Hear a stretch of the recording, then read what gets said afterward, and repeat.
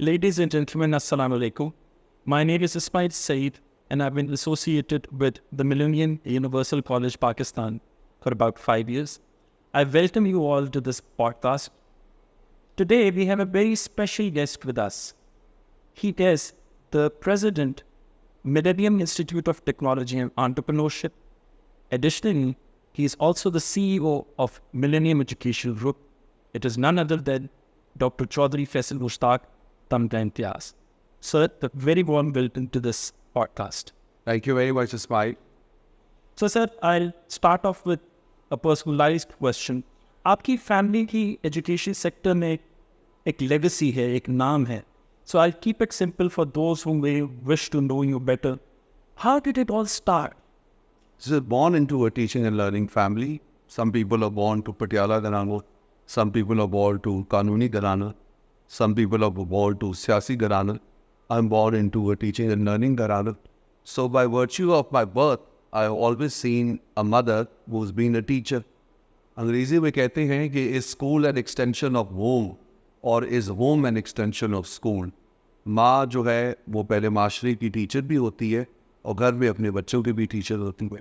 So it was natural, it was genetic, it was the DNA, and I invested in that DNA to be able to do something for social impact. Yes, we do the social impact in a way that not only it profits the society, but it enables young people to be able to live the Pakistani dream. Very rightly said, sir. So I will move this conversation towards nationalism.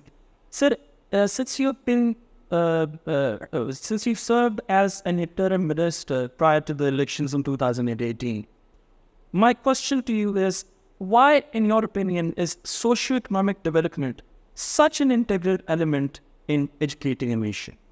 The citizens and society, they have a contract. You come from a legal profession, Ismail. That contract is called social contract. So if the citizenry want to contribute to a society, they must remember that social impact. And now we have SDGs as a global framework.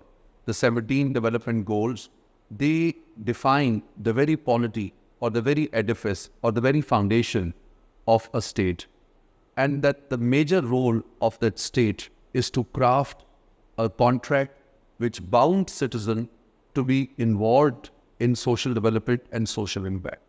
Meaning, whatever you do, may that be a healthcare project, may that be an agriculture project, may that be a lawfare project, or may that be an educational or a skills project, we must create enabling jobs, have sustainable impact, ensure sustainability, be climate friendly, and we create jobs in a way which empower people, society, and has a generational impact. To conclude, someone asked from the World Bank that if we give Pakistan $100 a month, where should it be invested? And a colleague of mine replied that $100 should be invested in girl-child education. If you train and if you equip a girl child, you're equipping a whole generation. Thank you for the ideas and your opinions, sir. I would move the conversation to our next question. So, sir, is privatization of the education sector need of the hour in Pakistani context?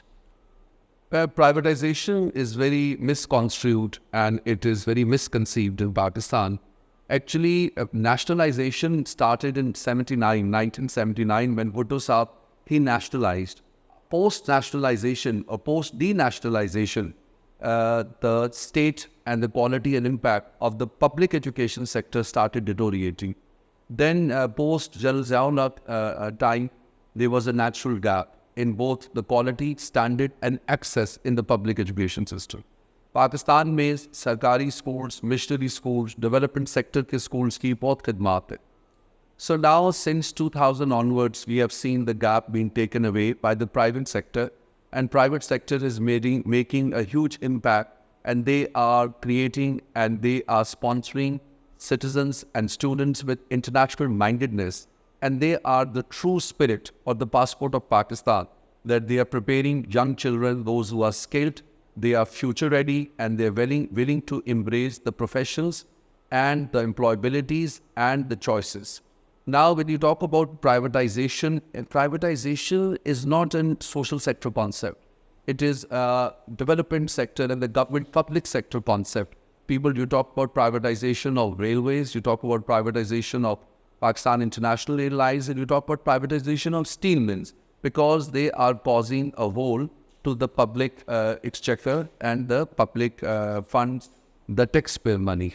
So education is in the hands of the private sector, and privatization is a context and is a content which is more relevant to the public sector. Thank you for sharing these insights, sir. My last question would be relatively casual. So on a lighter note, if you are elected as the head of the government of Pakistan, what would be your plan of action in the existing political landscape? पहले तो मैं कौम का किबला सीधा करूँगा कि कायद-ए-आज़म की उस विजन की उस इंस्पिरेशन जिसने हमें इस मुल्क का विजन दिया, कायद-ए-आज़म मोहम्मद अली जिन्ना, ये कौम कायद-ए-आज़म की तस्वीर पीछे लगाती है और ख़ुद आगे घड़ी की तरफ देख रहे होते हैं जिसका सेल नहीं होता.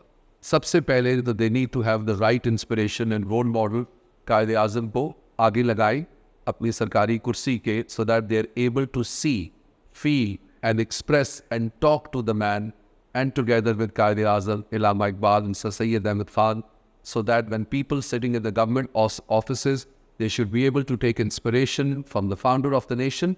They should be able to look into the eyes of Allama Dr. Muhammad Iqbal and to actualize themselves, jo Iqbal ki khudi hai, and they should be able to seek inspiration from Sir Syed Ahmed Khan, who had that commitment through Aligarh University, that if what we need in a society is education and education and education. Thank you very much, sir, for sharing your thoughts and sparing time for this podcast. We're extremely honored to have you with us. Until next time, this is Ismail Singh signing off. Thank you.